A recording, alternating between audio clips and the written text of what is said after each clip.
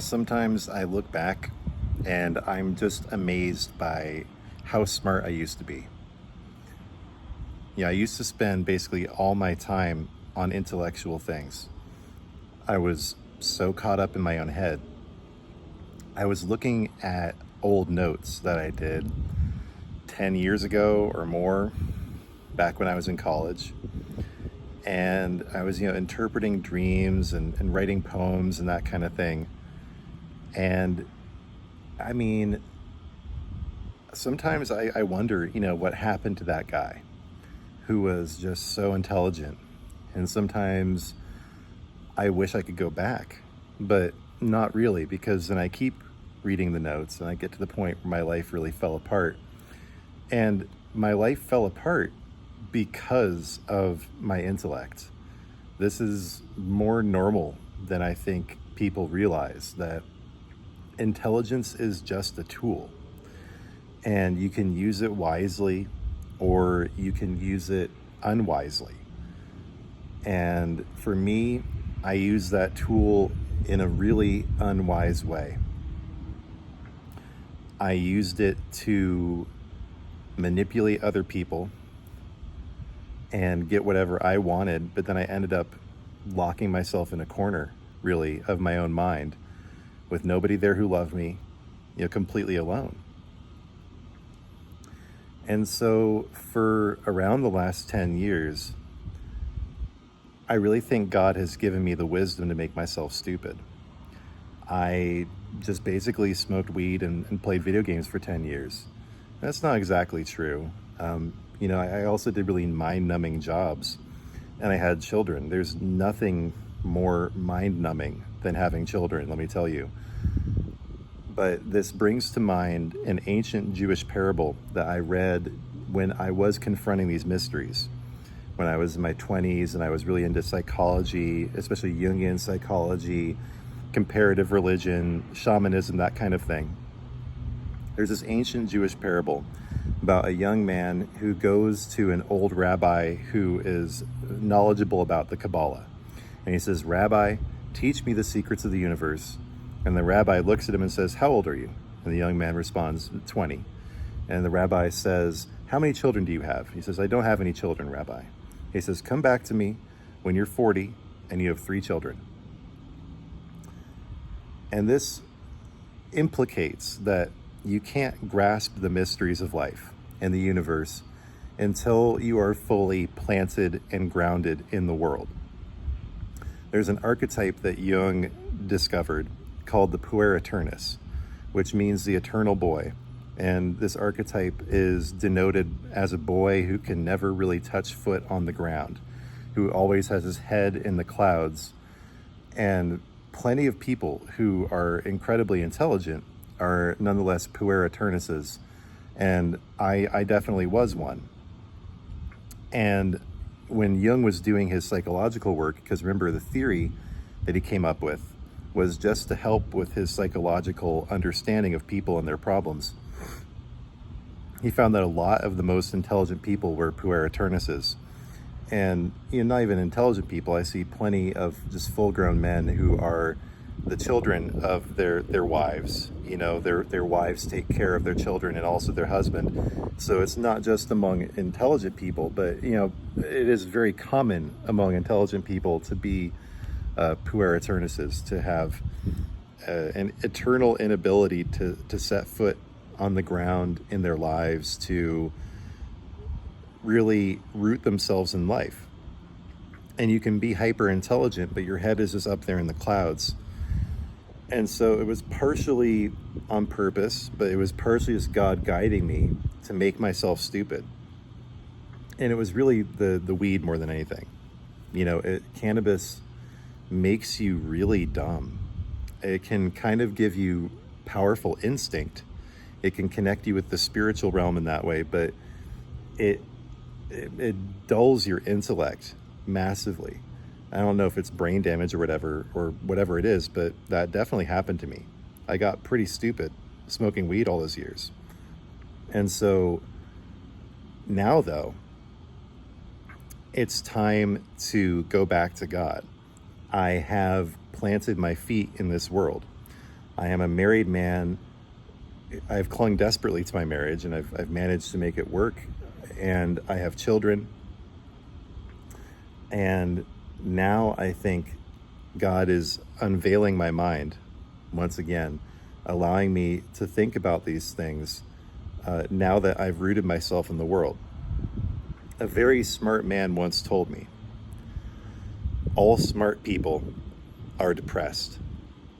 And this is a person who I grew up with, my step-grandfather, who was probably one of the most intelligent people I've ever met.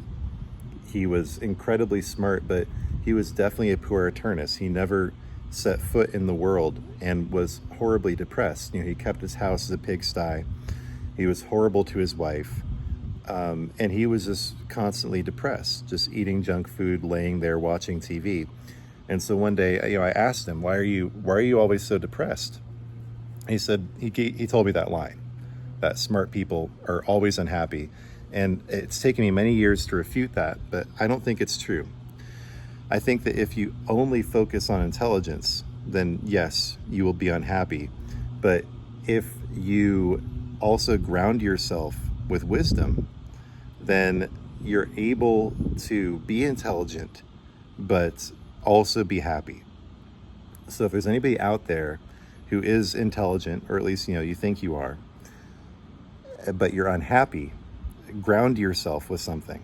Do something just stupefying. Do something that that taxes your mental and emotional reserves so much that they're depleted to nothing, and then be reborn through that. And when I say that I'm now able to rekindle my intelligence, I am 34 going on 35. And 35 was the year that Jung identified as being when people are usually rooted and can then start returning back to God. And he came up with this largely from Dante's Divine Inferno, the Divine Comedy, the Divina Commedia. I was trying to say the Italian at the same time because I'm a total nerd. But again, just probably totally botching the Italian, but I'll give it my best shot.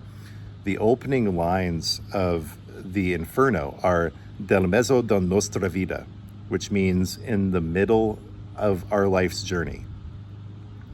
And in the classical Renaissance sense, that was around 35. People lived to around 70. And in the middle of life's journey, I found myself in a dark wood, lost. And that's when Dante, after rooting himself in the world, he finds himself lost in the darkness of his intellect, and he starts to reconnect through God by going through hell, purgatory, and heaven. And so I'm reaching that age, and I honestly never thought I would ground myself in life. I thought I would be a Puer Aeternus forever, but God did guide me here so that I no longer am a cannabis user. I play video games pretty limitedly, and my children are established, they're provided for. I have this beautiful family around me that I defend and that I love and that I'm a part of. And so now I'm rooted in the way that the ancient Kabbalist in that parable was telling that man to be, that young man to be. I'm rooted, and I'm now ready to make my way back to God. So Jung, he looked at the Divine Comedy and he saw the first half of life. He saw the Divine Comedy as being representative of the stages of the spiritual journey. And the first half of life isn't even mentioned. That's the earthly existence where you're rooting yourself in the earth. But then in the middle of life's journey, and my grandpa died at 74, that is really pretty accurate. We still have a life expectancy of 72 in this country. So halfway through life at 35, that's when you start turning away from the material things, from the world that you have established for yourself here on this physical earth, this life that you've made for yourself, and you start returning to God. And so I really feel like starting this channel, the direction that I'm taking now in my life is I am returning to God. And with it, as I go back on this path in the other direction, I went one way as I was establishing myself in life, and now I'm going back in the other direction, as I go back to God and I'm picking back up the things I left on the ground on my way. There are all these, there's fires up to the north of us. There's all these water tankers going right over our house right now. We're not usually under a flight path. Just take a moment to listen to that jet. Thank God for you firefighters. Good job with that water. Let's see if I can get in the picture. It's somewhere up there.